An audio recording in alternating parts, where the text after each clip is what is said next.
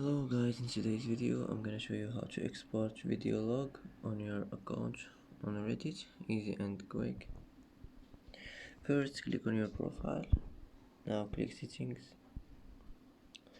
and here we'll find it, export video log, click on it, and here as you see just choose any app here and click on it, and that's it.